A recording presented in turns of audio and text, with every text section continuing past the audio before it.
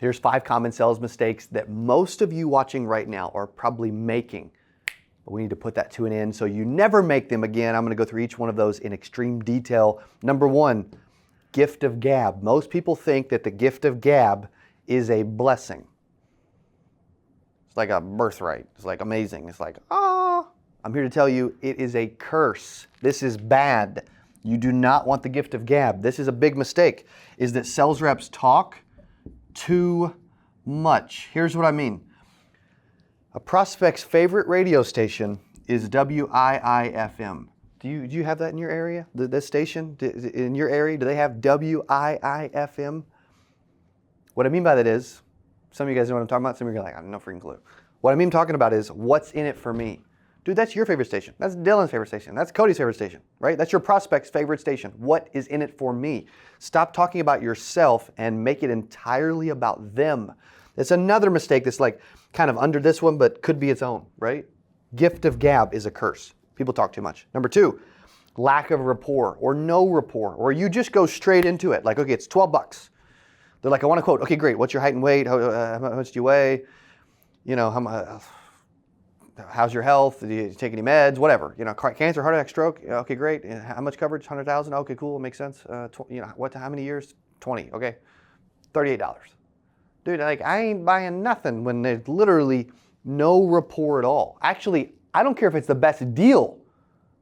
I will pay more for a sales rep that knows what the freak they're doing, that makes me feel special and makes me feel like we're actually building some rapport. So a lack of rapport is one of the biggest reasons why people don't do business with someone. Why?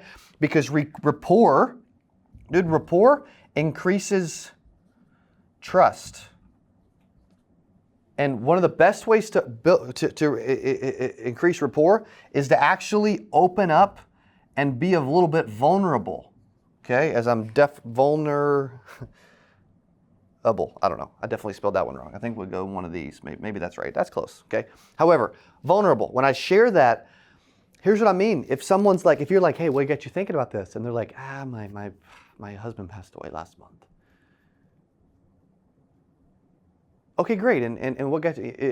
Who'd you like your beneficiary to be? Like, what? Dude, they just said something happened to family, friend, whatever. Like, you need to stop.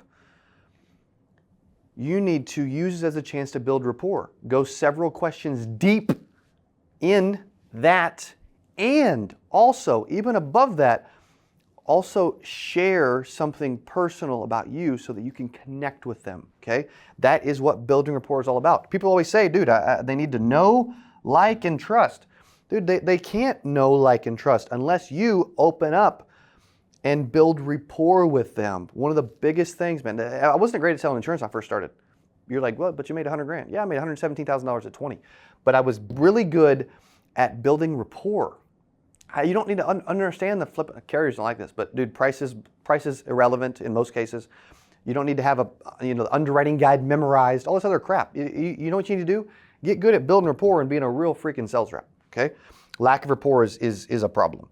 Third, selling with your own wallet. Oh my gosh, dude. Like, I don't even have my wallet right now. I can see my desk and it's over there. Little Louis Vuitton money clip over there, okay? Sell with your own wallet. Most people, when they're selling, I don't know, they're like, okay, I'll give you an example. I sold a term for $1,000 a month back, gosh, I don't know, 8-9 years ago, whatever it was. When I did that, I was scared to death to show them that it was $1,000 a month. Why am I sharing that? I'm sharing that because, dude, it's not about what I can afford. It's about what solves their problem and what they can afford. You're not selling to you. So stop worrying about you and what you can afford and what's happening and let the prospect make the decision. Stop trying to make decisions for people because you can't afford something. Also, sometimes you'll present stuff faster or with less value if it's bigger because you're like worried. No, don't change the process. If you do step A, step B, step C, step D, then do those steps every time no matter what. Because at the end of the day, you're doing it for them, not to them. And it's up to them what they do. Because they're an adult, they're a human being. Stop selling with your wallet. This ain't about you. This is about them. What I mean by that is, again, is you are afraid or you think you show them something smaller or you don't think they can afford it because you can't. This ain't about you, okay? So stop selling with your own wallet. It's their choice. Number 4, this is a big one, by the way. I don't think you guys understand how big that one is. Number 4, you believe objections. Dude, when I walk into Best Buy, I'll walk through the door and you walk through it and they're like, hey, how can I help you? What do you say? We'll say it on the count of 3. You'll be in your home or your car or wherever you're listening to. At the count of 3, what do you say when they say, how can I help you? 1, 2, 3. I'm just looking, just shopping. Right? Fair? Is that exactly what you said? Dude, that's what most people say. But I was going there to buy a TV. Why did I say I'm just looking or just shopping? You know why? Because it's human nature for me to say that. And I'm just saying it because I'm used to saying those kind of things. Stop believing their objections. I'm not interested. Bro, really? I'm busy. Dude, I don't pick up the phone when I'm busy. Stop believing the chaos. Well, you know what I do with objections? Dude, I always agree with them. I acknowledge what they're saying and I finish with a question and ask. Agree, answer, and ask. Dude, this changed the game for me when I started applying this and I figured out that's what I was doing. If they're like, I'm broke, I'm with you. I wish you had more money too. Right? Stop believing them and start agreeing with them. But agreeing with them is different than belief. I don't have to believe. I actually need to assume that every objection they give me, they're making up on the spot, because that will make me a better sales rep. You need to be thinking more that direction, I'm telling you. And number 5 is you don't ask enough. Here's what I mean, dude. You don't ask. Like when I would knock on doors, hey, can I come in? I'm about to head out to work. Understood, no worries. I just need about 60 seconds just to go over this thing that you requested, right? I'll be very quick and then you can kick me out right as you're headed to work. Should we sit at the table or at the couch? Which would you prefer? Dude, keep asking, right? Like kids, man, as a child, we keep going back to the well. Can I have a cookie? Can I have a cookie? Can I have a cookie? Can I have a cookie? Can I have a cookie? Right? Constantly. Dude, they never get tired of asking, but you're an adult, your brain gets big, it gets in the way, and you get tired of asking, right? At the end, maybe try telling them, dude, this is what I recommend. You should do this one. Sound fair enough? Like, instead of saying like, can you afford to do this? No, dude, like, average sales reps do not ask enough. There's fear associated with asking. Dude, if you can help someone, there should be no fear.